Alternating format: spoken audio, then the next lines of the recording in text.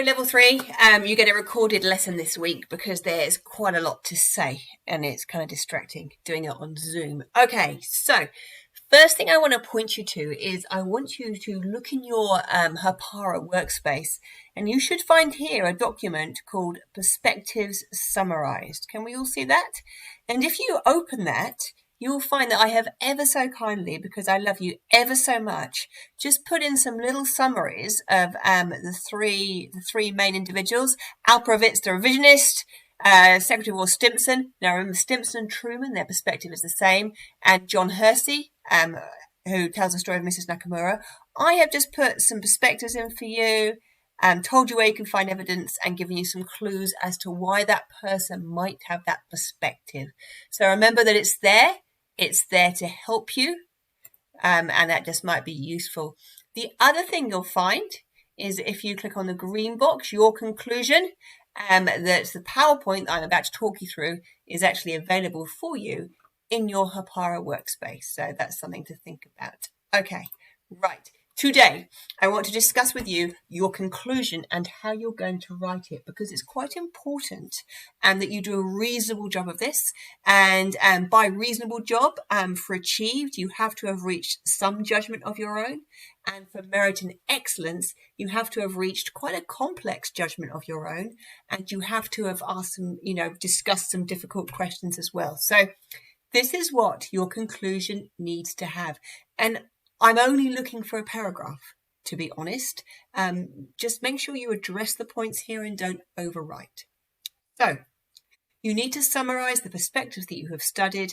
And what I am looking here is a sentence for each perspective, no more. If you have to write more than a sentence to tell me what John Hersey thinks, a sentence to tell me what Truman thinks, and a sentence to tell me what Alperovitz thinks, if you can't write that in a sentence, you don't understand. And that's going to be a bit of a flag to me. So you have to have a think about that. Then, and this is the hard part, you have to explain your judgment. What do you think? What have you decided? You've done 8 weeks of learning in class. You've read all the articles. You've done close reading. You need to explain what your decision is. And you've got to be brave. Don't sit on the fence, because that makes me look like as a historian, that's going to make me think that you're not able to look at evidence and make a decision. Then tell me what evidence you find convincing. Is it John Hersey's primary evidence that really tugged at your heartstrings? Is it Stimson and his facts and his figures that did it for you? Or is it Alperovitz's evidence where he's reviewed a load of documents that convinces you? You've got to tell me. And if you're looking for achieved or low merit, you can stop there. Thank goodness it's over. If you are playing for high merit or excellence, you need to add something more. And there are many ways of getting high merit and excellence in history. And our best students can really work out what to do for themselves. But here's a couple of suggestions. You could discuss some what-if questions of your own. And the rest of this PowerPoint will give you some clues as to how you might do that. Or you might like to briefly discuss the consequences of the dropping of the atomic bomb, because obviously the dropping of the atomic bomb signaled to the Soviet Union that America had nuclear weapons. Well, actually, they already knew, but America didn't know that at the time. But Stalin had actually been secretly stealing all of Truman's secrets, the Manhattan Project, and making his own. But whatever. Basically, the dropping of the atomic bomb triggered a nuclear arms race. Which meant that the Cold War started. A Cold War is a war where no one actually fires an atomic bomb, because obviously it's going to destroy half the world at once.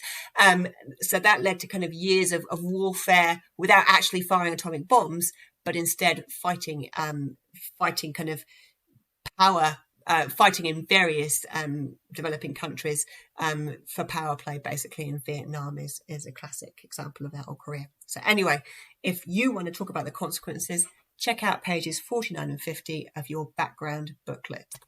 Okay, now we're coming to the end, and this is really the lesson that I would have given you if I had the pleasure of being in class with you.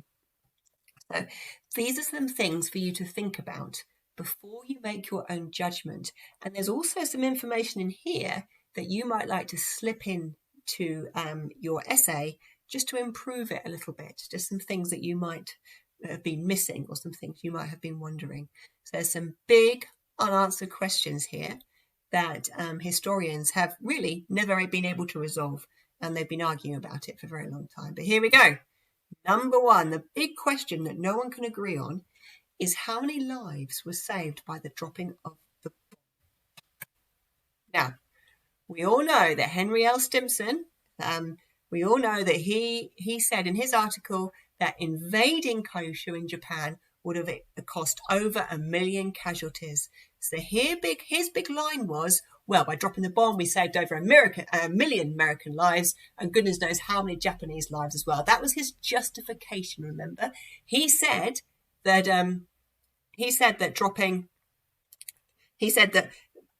by 130,000 lives lost in Hiroshima, maybe 80,000 lives lost in Nagasaki, that was nothing compared to over 1 million casualties that would have been incurred if the war had not been ended then and there. But the problem is although that sounds very impressive, no one's quite sure where that figure came from or how it was worked out.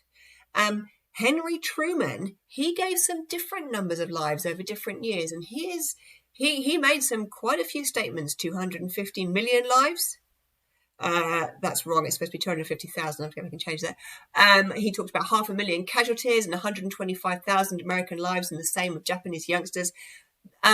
So because of all those different figures, what historians have pretty much decided is that Truman and Stimson, in the run-up to the decision about the atomic bomb, were never actually given any accurate figures at all because, frankly, no one knew. So, were they guessing? Were they exaggerating to justify their decision? Does it even matter? These are things you might like to think about. But what we do know for certain is that at the point where Truman made the decision to drop the bomb, the war was costing US lives every single day. And 3 months before Hiroshima, just fighting in the Pacific without invading Japan was killing 9,700 US personnel a month. So what we do know for sure is that by cutting the war short, lives were saved. That's an absolute definite, but we don't know how many. So that's quite interesting, isn't it? Okay, question number 2. Would it have been possible to avoid an invasion of Japan without using the bomb? That's a very important question because if there was never going to be an invasion of Japan, then it kind of means that maybe dropping the bomb wasn't justified. So think about that. Now, this is what we know now. This is what we know with hindsight. Historians are very certain that the war would have probably ended before it was necessary to invade Japan. Food in Japan was distributed by rail, and the US, as part of their plan, were just about to bomb the rail system to bits. The Japanese were facing starvation, and the destruction of cities and the poor food supply was seriously affecting the morale of the Japanese people. So things were not good in Japan. It is very likely that the emperor would have intervened at some point before an invasion because of the high cost of lives, further destruction. Hirohito, the emperor, he could not afford to lose popular support. So at some point he was going to have to make a decision that kept himself, popular. And he absolutely could have asked for his position to be saved under surrender terms earlier than he did. So remember, after the bomb was dropped, Hirohito went to the Americans and said, look, we surrender, but can you keep me as emperor, please? It's very important to the people. And the Americans said, done deal. Well, Hirohito actually could have done that earlier. He could have definitely done that earlier. Now, the thing is that all this stuff wasn't actually known by the US at the time. Now, after the war, US officials claimed that invading Japan would not have been necessary to force Japan to surrender. They insisted that with the Navy blockade plus the Air Force bombing, that Japan would have surrendered before an invasion had to occur. Now, that's exactly what Alperovitz says in his article, and that's because he reviewed the comments that were made by these high-ranking officials. But there is no evidence that Truman or Stimson knew this, and they certainly weren't told that before the bomb was dropped. The other thing is that no one knew how weak Japan had been until after they surrendered. So these statements that the US Navy and Air Force made after the war might have been just to protect their status and their budget. So that's worth thinking about. Okay, question number 3, and this is the big one that we've talked about a lot. Would Japan have surrendered earlier if the Potsdam Declaration had promised to leave the emperor on his throne? Now, Alperovitz says absolutely definitely that the Japanese would have surrendered earlier if only Potsdam had guaranteed the status and safety of Hirohito. But we're not so sure about that now, because we know that the Japanese decision makers were in deadlock. We know that the politicians were in absolute deadlock with the army that wouldn't surrender. And we know that Hirohito could have asked for this provision in the surrender terms at any point.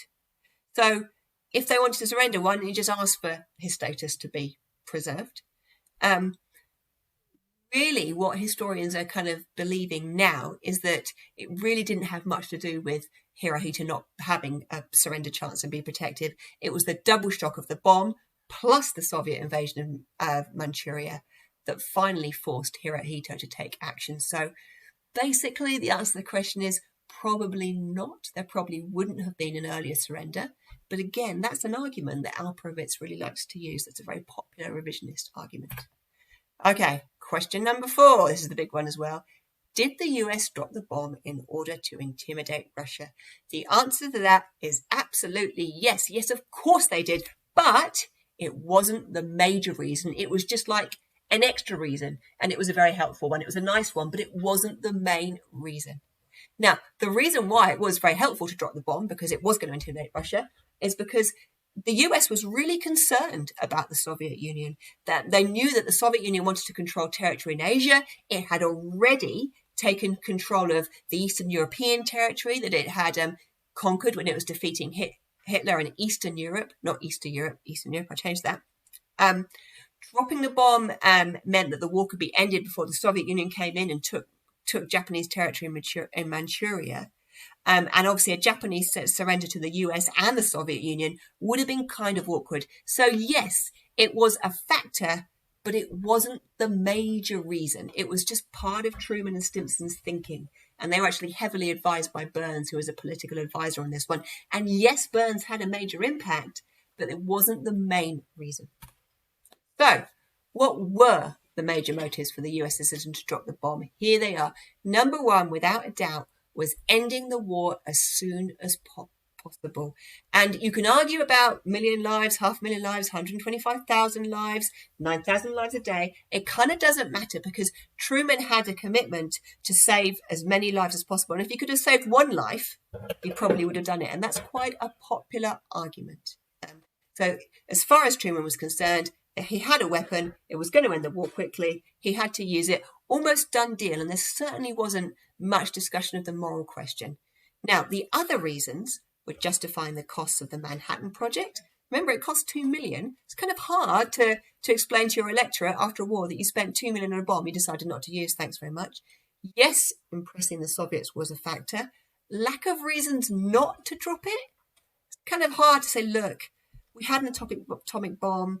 Cost us $2 million, but we didn't drop it because, well, radiation, is a bit of a moral question. When you've already used firebombs on Tokyo, when your opposition has already committed major crimes against your prisoners of war, when Pearl Harbor had already happened, there weren't really any compelling reasons not to drop it. And finally, was the very popular perception that the US was dealing with a beast. So, and that was a term that was popularly used after the bombing of Pearl Harbor, which was, there was no warning of that, and other war crimes. Japanese was incredibly unpopular.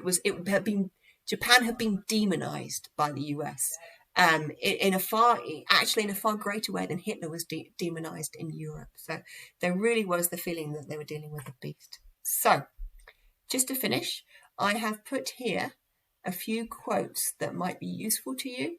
You might want to use these as extra evidence or to flesh out the points that you've made in your paragraph. Some of them, it's not actually quite clear what they mean, so you might have to make a decision about what they mean and explain their meaning. So yeah, there's a little bit to think about there, and you might you want to use some of that to make your overall judgment or decisions. Awesome. I hope to see you soon.